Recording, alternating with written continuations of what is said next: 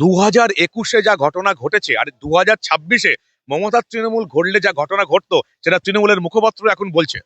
আপনি ঋজু দত্তের কথা শুনবেন কি বলছে সে, যে প্রত্যেক পার্টি অফিসে লিস্ট হয়ে গিয়েছিল যে বিজেপির কোন কোন নেতাকে খুন করা হবে, কোন কোন নেতাকে পাড়াছাড়া করা হবে, কোন কোন নেতাকে বাড়িঘরদোর করা হবে।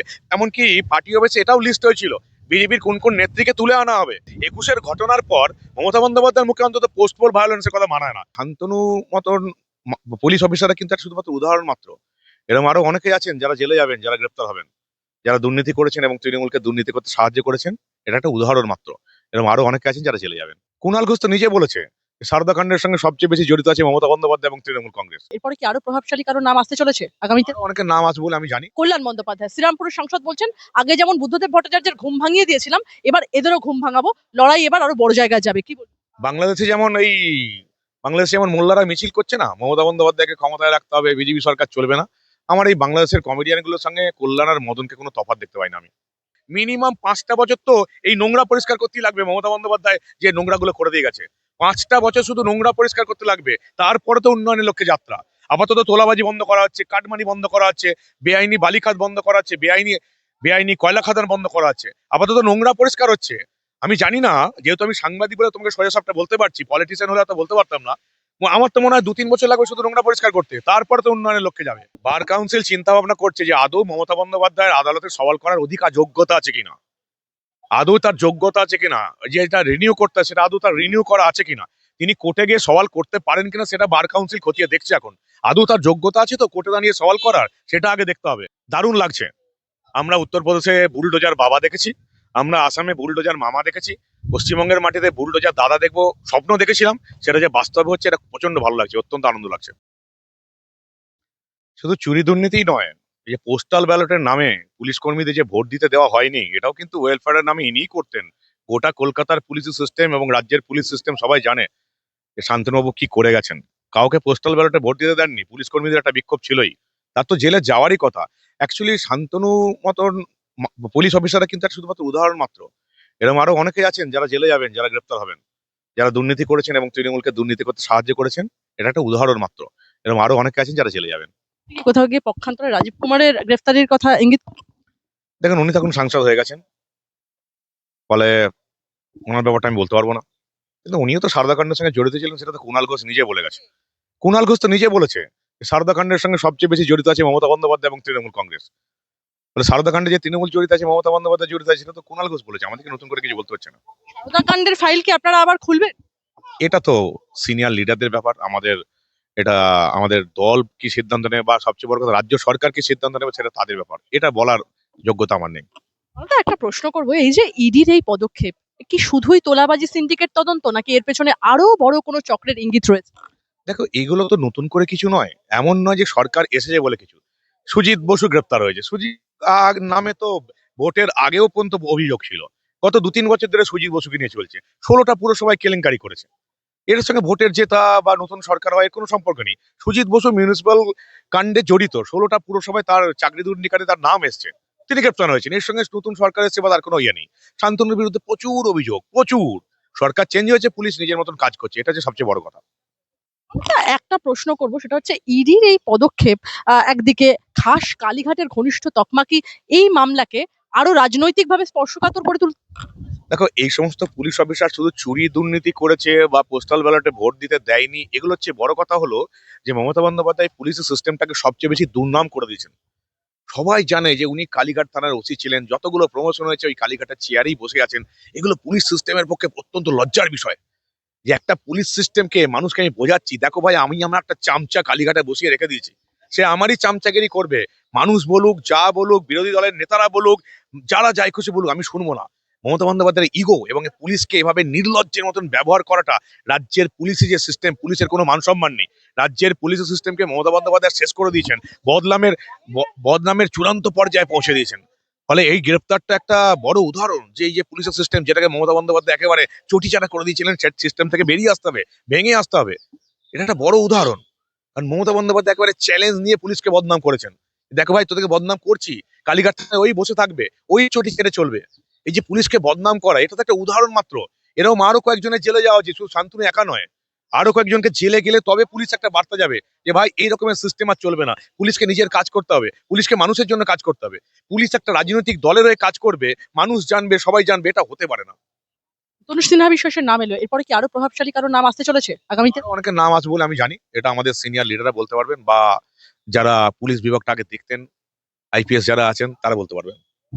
সিনহা বিশ্বাস কি মানবদা কোথাও কি একা কাজ করতেন বলে আপনি মনে করছেন, না তার পেছনে আরো প্রভাবশালী শক্তি?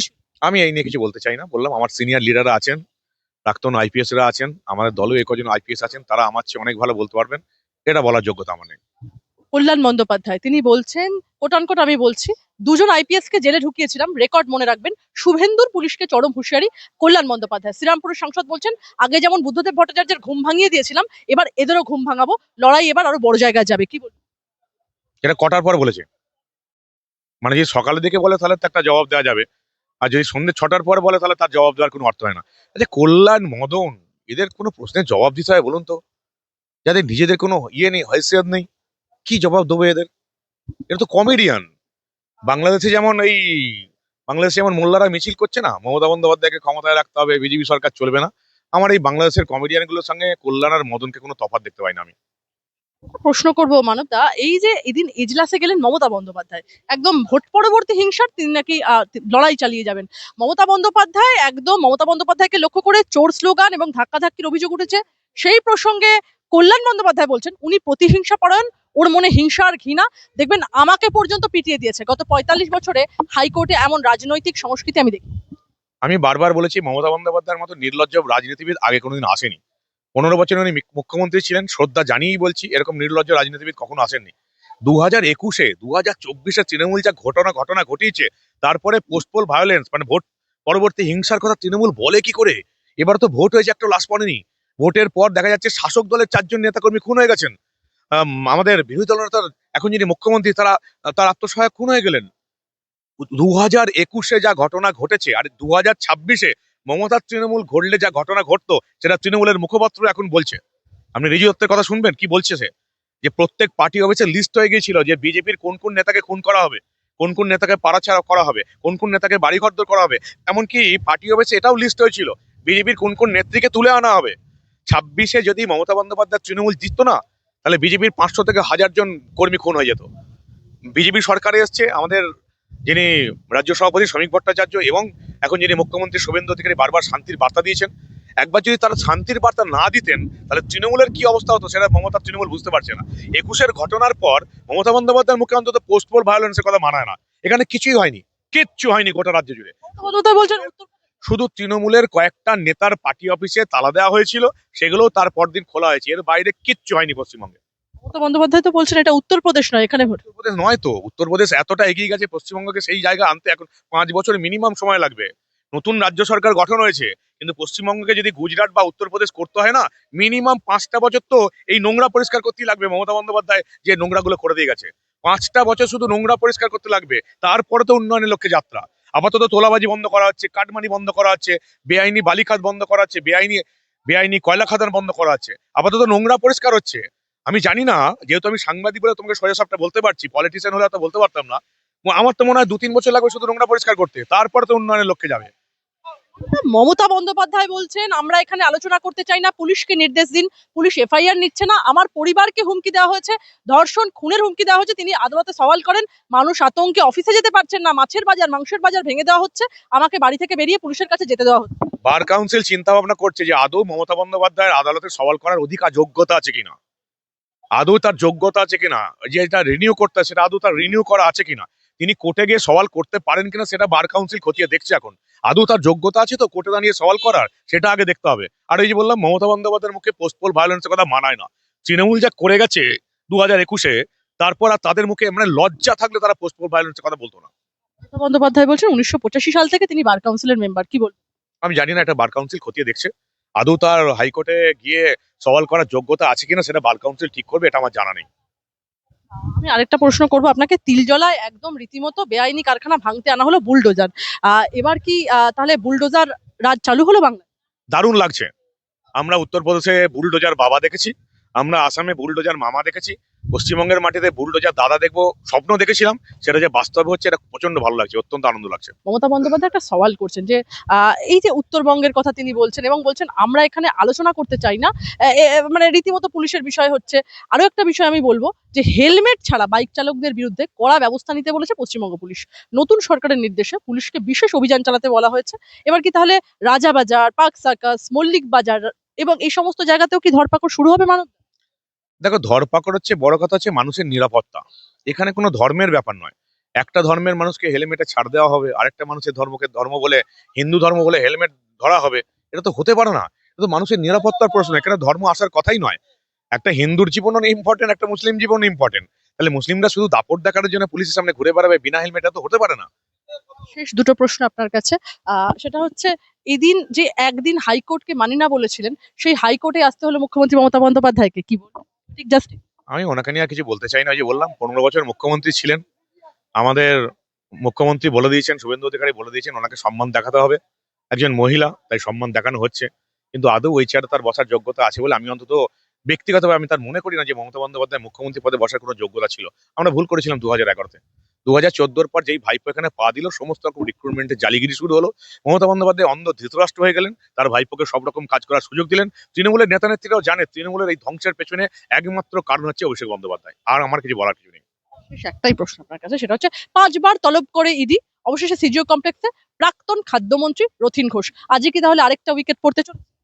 এটা তো ইডি বলতে পারবে। এগুলো তো, দেখো, এগুলোর সঙ্গে নতুন সরকারের কোনো, এগুলোর সঙ্গে নতুন সরকারের কোনো সম্পর্ক নেই। এগুলো তো বহুদিন আগেকার তদন্ত।